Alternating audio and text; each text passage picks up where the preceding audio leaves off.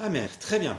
Alors, nous sommes en train d'étudier une nouvelle série d'études sur le thème Qui sommes-nous en Christ? Et donc, nous prenons pour texte cette très beau et merveilleux prière et paragraphe qui est en Éphésiens, chapitre 1, les versets 3 à 14. Alors, dans notre deuxième volet aujourd'hui, j'aimerais commencer avec quelque chose d'un petit peu différent, un peu avec une confession. C'est que quand je suis au supermarché ou dans un fil d'attente et la file d'attente est très longue, en fait, j'ai l'habitude de jouer ce jeu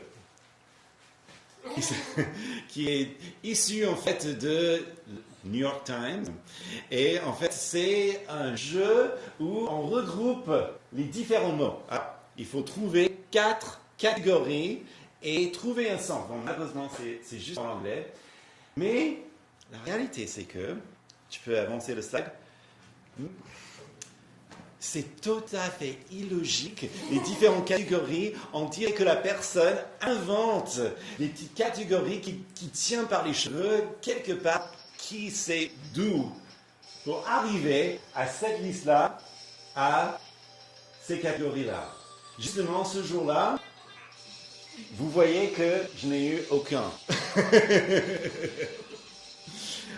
Alors, je vous partage ça parce que parfois, avec de tels jeux, avec des choses aussi aléatoires, on se dit, mais pourquoi faire? Parce que quand on arrive, on arrive à bien placer les choses, ça fait du bien. Alors que, malheureusement, beaucoup dans le monde, en menant la vie d'habitude dans ce monde dans lequel nous vivons, parfois on a l'impression de jouer aux connections. Parfois on se dit, mais tiens, les choses sont tellement aléatoires et au hasard que pourquoi est-ce que je suis là? Pourquoi est-ce que les choses se passent? Est-ce qu'il y a quelqu'un qui dirige quelque chose? Et c'est justement pour cela qu'il y a beaucoup qui se remettent justement la foi et qui se demandent pas mal de questions. Alors, ce passage en Éphésiens vient vraiment comme, je dirais, une baume pour notre âme dans ces moments comme ça. Parce que ça nous rappelle que justement, il y a un sens. Il y a un sens. Et que nous pouvons faire confiance à celui qui dirige tout. Donc, dans cette deuxième bénédiction, nous verrons d'abord une transformation bénie qui, deuxièmement, crée un peuple sage pour participer à ces projets. D'abord, donc, une transformation bénie qui crée un peuple sage pour Dieu, pour participer à ce projet. Voilà qu'on va voir aujourd'hui. Donc, d'abord, parlons-en. Dieu veut une transformation bénéfique, en fait. C'est pas dérangeant. Si, c'est dérangeant, c'est très dérangeant. Mais c'est bénéfique, voire nécessaire. Et tout commence, en fait, avec ce qu'on appelle la rédemption. Et je vous lis le verset 7. Donc, nous sommes en Éphésiens, la lettre de Paul aux Éphésiens, chapitre 1, verset 7. En lui, nous avons la rédemption par son sang, le pardon des péchés, selon la richesse de sa grâce. La rédemption, d'abord, ce n'est pas un mot qu'on utilise beaucoup. Peut-être racheter, oui, mais la rédemption, moins, je pense.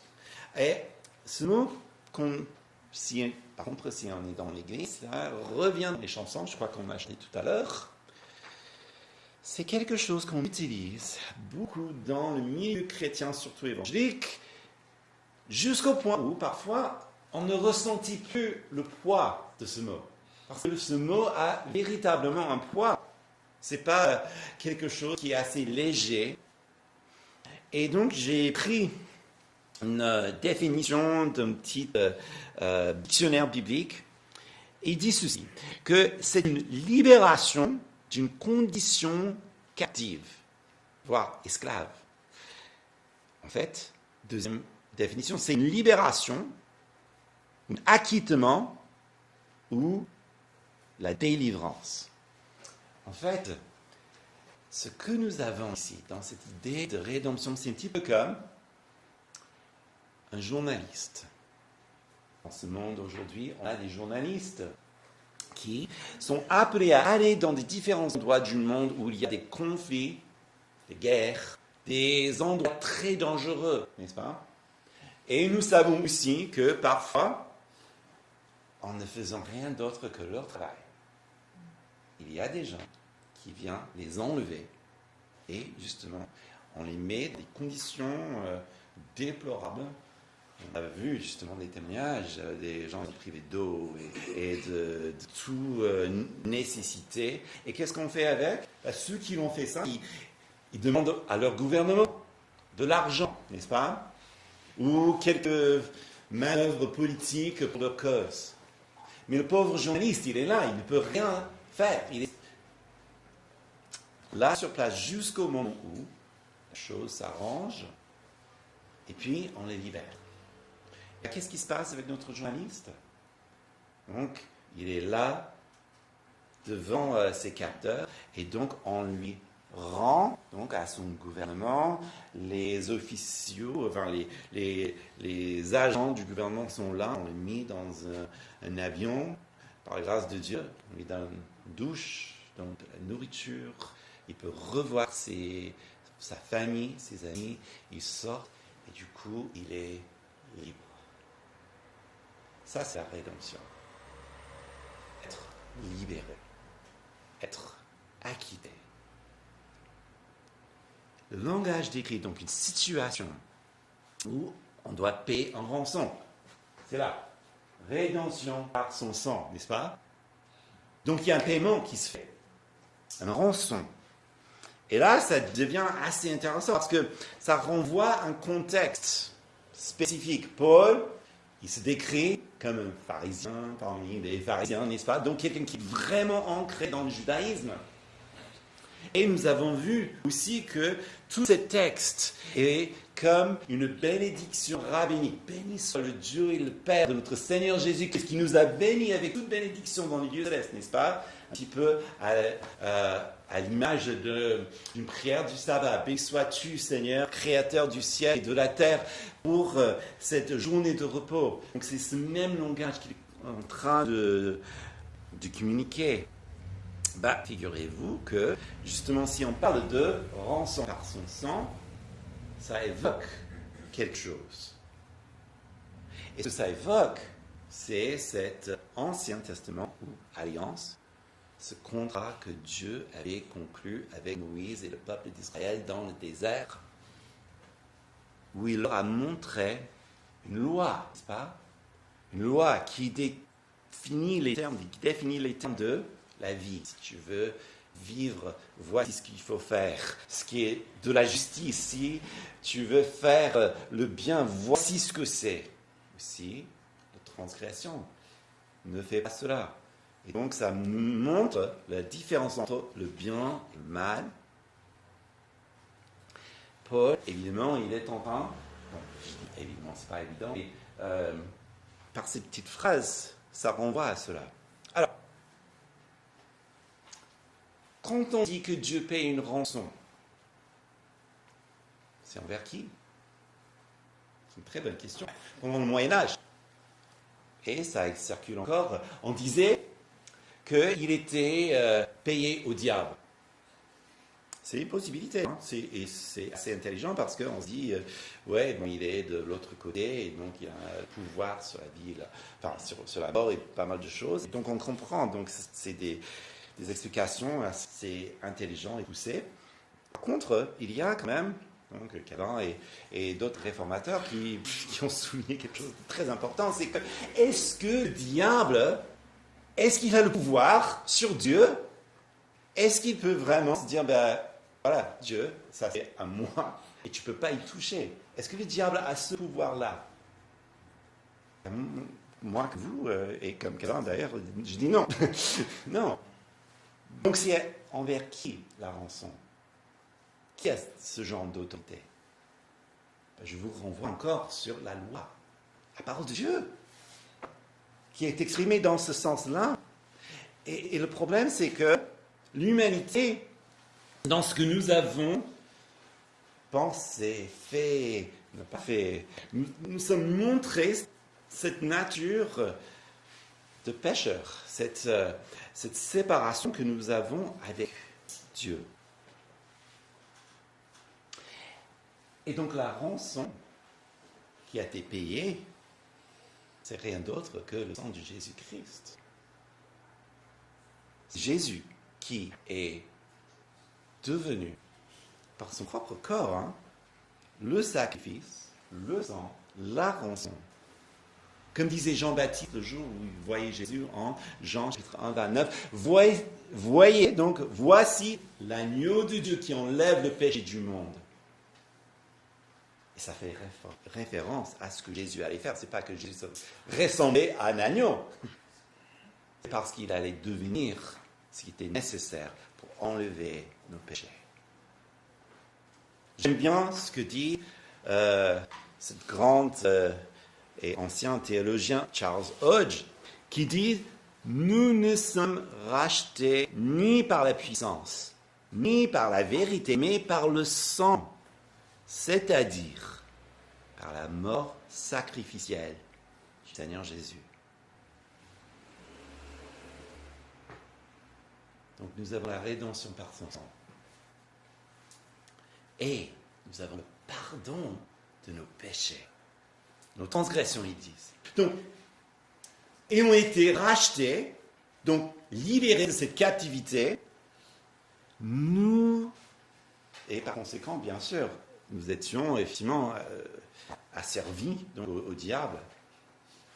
Ce que nous expérimentons en tournant vers Christ, c'est le pardon de nos péchés de la part de Dieu. Et c'est énorme, le pardon.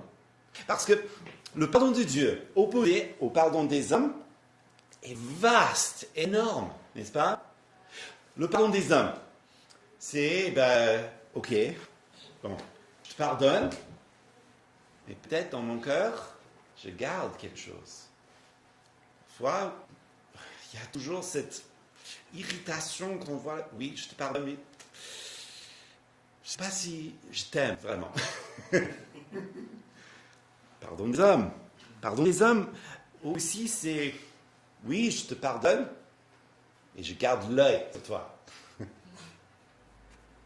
Ou bien, pardon des hommes, c'est la naïveté pour dire je te pardonne, tout est oublié, et puis on continue, ça va être bien, enfin, qu'importe. Comme si rien n'était, enfin, tout, voilà. Dieu, c'est pas ça. Comme notre verset dit, nous avons pardon des péchés selon la richesse de sa grâce. Donc, le pardon est basé sur quelque chose, n'est-ce pas? Basé sur les richesses de sa grâce. Il y a quelque chose derrière. C'est-à-dire que dans la croix, parce que les choses sont connectées, dans cette croix, dans ce rachat, il y a suffisamment de grâce, richesse.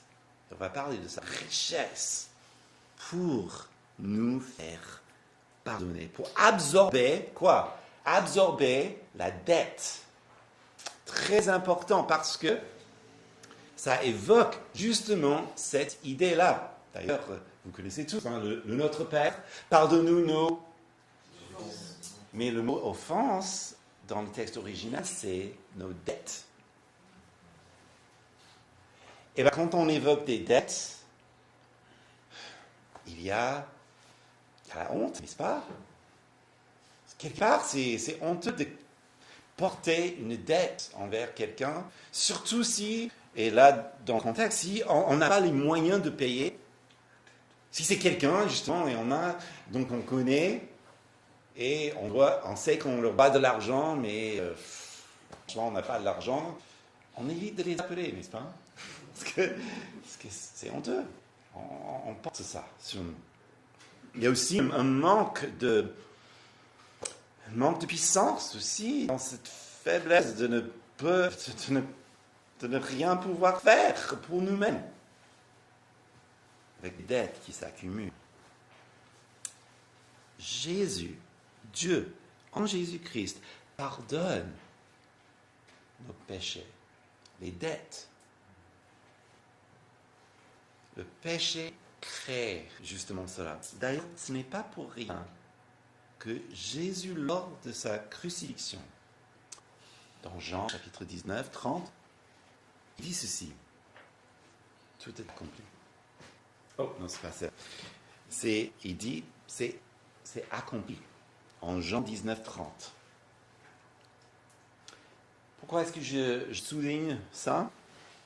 Parce qu'en disant tout est accompli, ce qu'il évoque, c'est cette idée que c'est payé.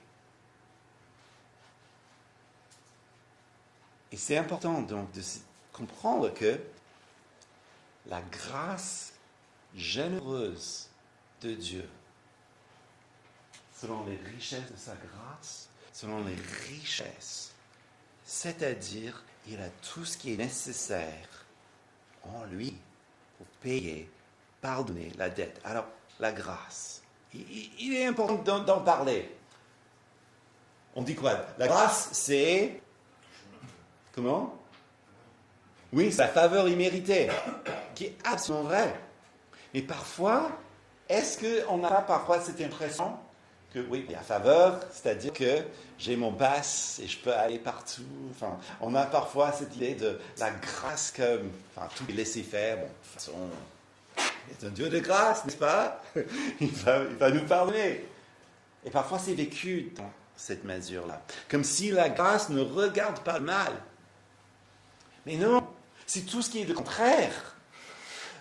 La grâce voit bien le mal et le change. Vous voyez, lorsque Jésus est sur la croix, ce n'est pas qu'il ferme les yeux sur le mal. Oh non, il le voit dans son horreur, la plénitude de ce que c'est. Il le porte sur lui et il paie toute cette dette. La grâce est tellement bonne, tellement riche, tellement abondante, que la grâce nous enseigne finalement tout ce qui est bien et ce qui est beau. Et là, je peux tourner en Tite. Tite, c'est une autre lettre que Paul a écrite, cette fois-ci à un pasteur qui était sur l'île de Crète, qu'il avait quand même des petits soucis avec son église. Donc Paul, il lui a écrit une petite lettre, voici ce qu'il faut faire.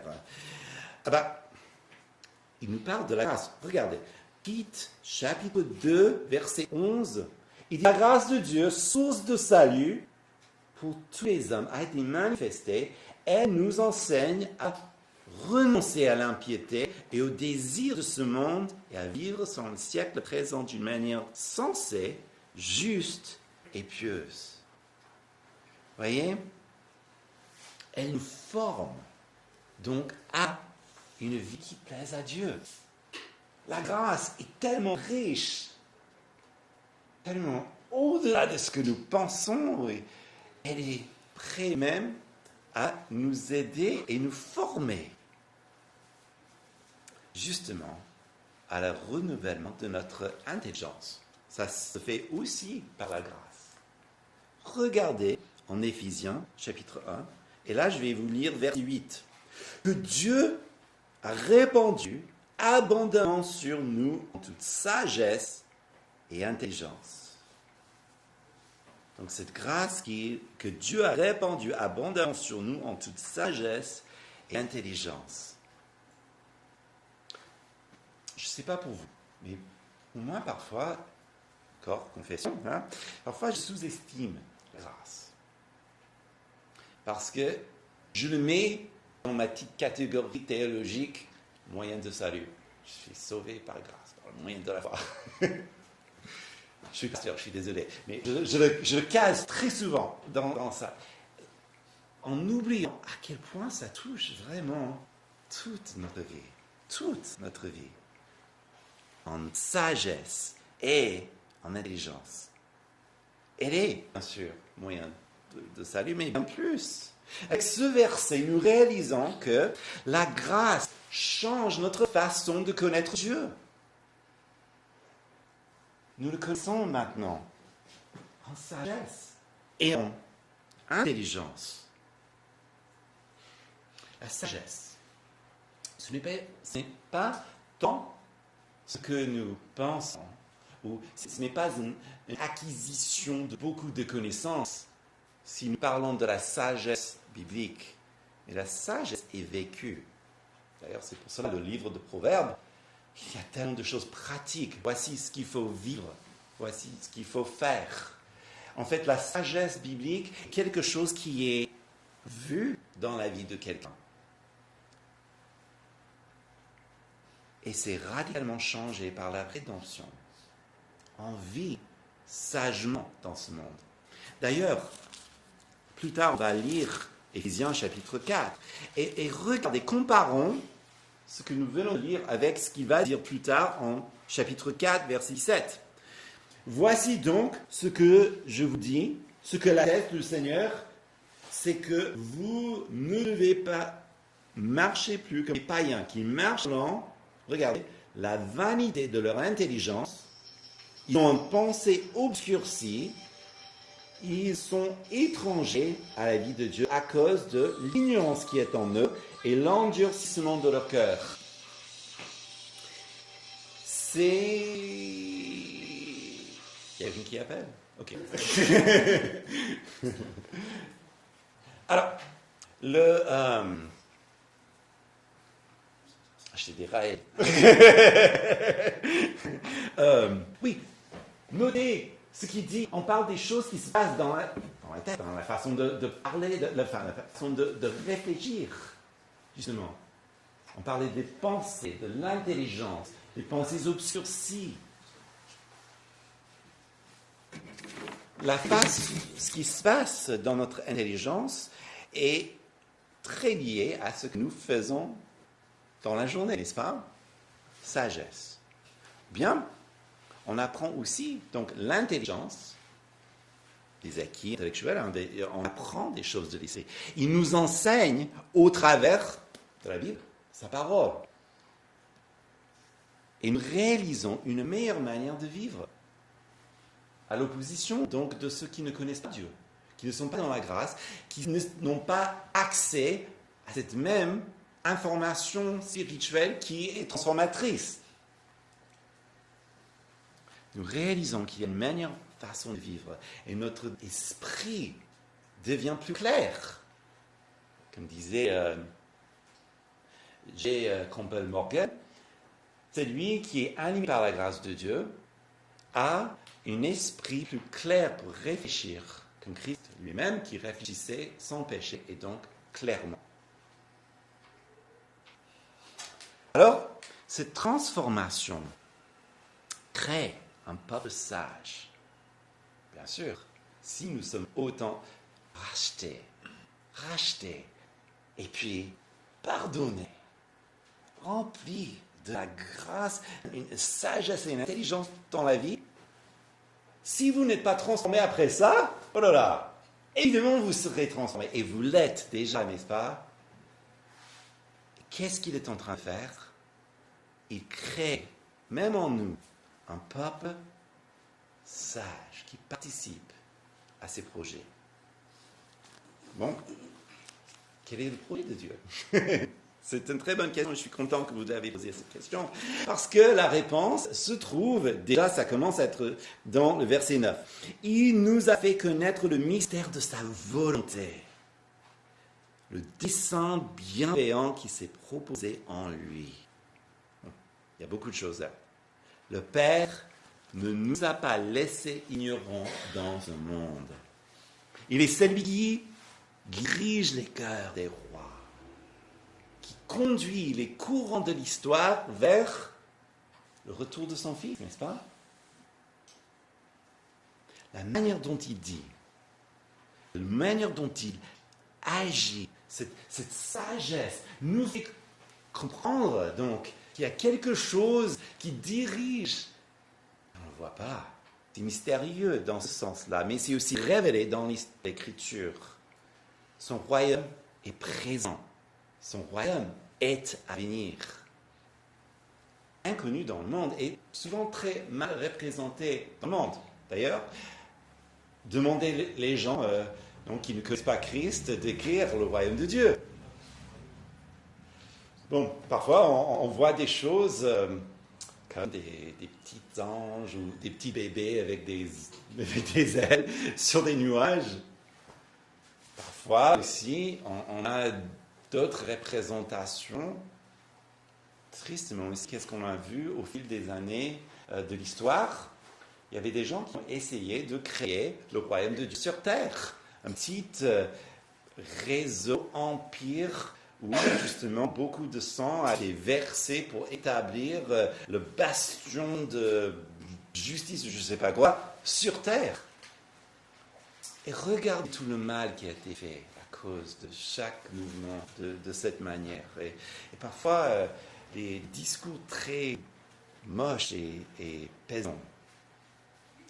Non, nous savons qu'il y a quelque chose qui est mieux que ça, n'est-ce pas? Lorsque les choses vont mal, nous reconnaissons le dessein bienveillant de Christ.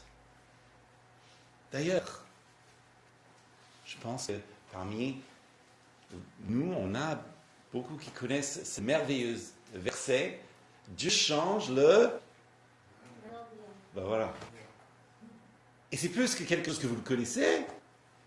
Est-ce que ça ne vous donne pas quelque chose dans cette vie quand tout va mal? C'est important. La main de Christ, invisible, mais puissant dans ce monde qui change justement ce mal en bien. C'est un mystère qui est caché aux yeux de ceux qui ne connaissent pas Dieu. Le mot mystère, c'est mystérieux ce mot mystère, parce que qu'est-ce qu'on dit? C'est pas quelque chose dans le sens biblique, un petit peu comme on cherche au trésor, n'est-ce pas? C'est pas quelque chose où seulement quelques initiés ont accès. Là, nous parlons vraiment de ceux qui sont du royaume, qui connaissent donc les manières et les mouvements du royaume, parce que nous connaissons personnellement le roi. Donc, c'est un mystère de notre type. Ça, c'est pourquoi je trouve très, très intéressant que ce mot mystère a été utilisé par les pères de l'Église d'une manière très, très forte, qui nous aide aussi à comprendre le mot dans un autre sens. Augustin et les autres, ils utilisaient le mot mystère, en fait, pour ce que nous appelons le sacrement. En fait, c'était le même mot. Hein, donc, alors, pourquoi est-ce que je souligne ceci? Prenons justement la Sainte Seine, cette ordonnance donnée par le Seigneur. Alors, qu'est-ce que nous sommes en train de faire? Pour ceux qui ne connaissent pas Christ, qu'est-ce qu'ils voient? Ceux qui passent, ils nous voient en train de manger un petit pain, et puis tout le monde ensemble, on boit une petite coupe. Bon, si on ne connaît pas l'histoire, c'est bizarre, il faut dire, c'est assez bizarre, n'est-ce pas? Alors, qu'est-ce que nous sommes en train de faire réellement? Paul dit, nous proclamons, justement. Nous proclamons quoi? La mort du Christ, jusqu'à ce qu'il vienne. En fait, nous sommes en train, c'est ça ce que Augustin voulait nous faire comprendre dans son idée de mystère au sacrement, c'est que nous sommes en train de faire quelque chose qui est physique, qui renvoie à mystère dans le lieu céleste. Christ est réellement mort pour nos péchés, n'est-ce pas? Son corps est réellement brisé une fois toutes. Dieu merci. Et puis, son sang a réellement coulé. Son sang de l'alliance. C'est un mystère. Pourtant, c'est ça ce qui est merveilleux. Nous expérimentons le mystère, n'est-ce pas? Nous vivons ce mystère. Parfois, c'est tellement une partie de notre vie qu'on ne se rend même pas compte. C'est comme une bonne paire de chaussures. Bon, Ils sont très bien, donc bien sûr, on va les regarder. Mais au bout d'un moment, vous allez marcher sans regarder les chaussures, n'est-ce pas?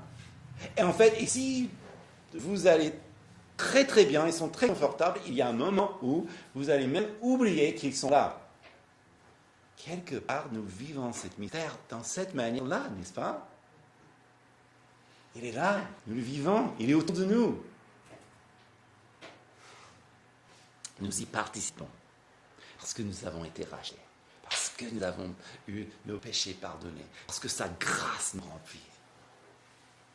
Et nous savons que tout ça va dans un sens. On va quelque part. C'est ça ce qui est merveilleux. Verset 10, on va où? Pour l'exécuter quand le temps serait accompli, réunir sous un seul chef, le Christ, tout ce qui est dans les cieux et ce qui est dans la terre. Voilà ce qui nous aide dans cette vie, ce qui nous aide à comprendre sa bienveillance. Ce n'est pas comme très souvent on entend, ou on a l'impression qu'on connaît l'avenir. C'est pas ça. Le chrétien n'est pas en train de tirer des tarots, n'est pas? Il n'est pas en train de deviner l'avenir. Absolument pas.